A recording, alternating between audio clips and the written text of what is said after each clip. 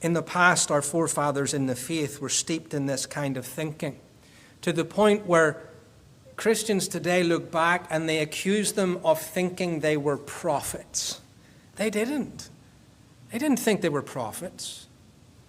People will say, oh, John Knox had a prophetic complex. No, he didn't. He just knew the Bible, and he looked at the nation, and he said, well, in the Bible, if people do this, this is what happens. And he went out and preached it with authority.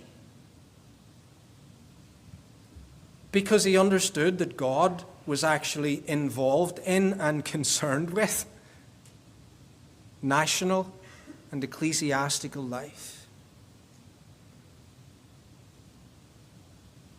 Christians need to begin to perceive things better. I'll give you one example of it.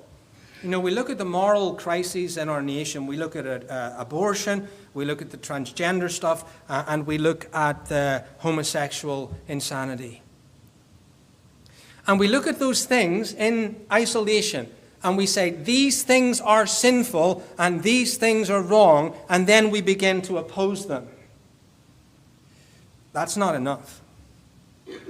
We need to start asking ourselves serious questions about why is there abortion in this country? Why is there homosexual craziness? Why is there transsexual perversion? And the answer is because we have been a nation given over to idols for far too long. We have corrupted true religion. So that these things which are sinful in themselves are also judgments of God.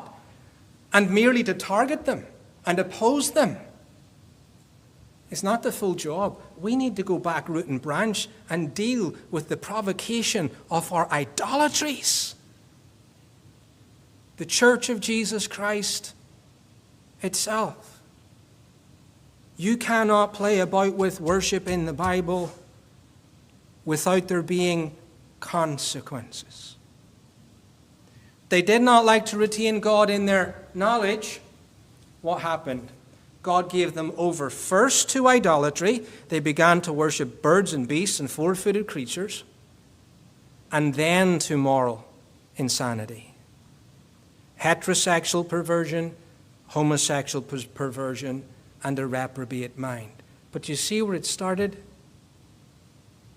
It started with casting off the knowledge of the true God and being given over to idolatry.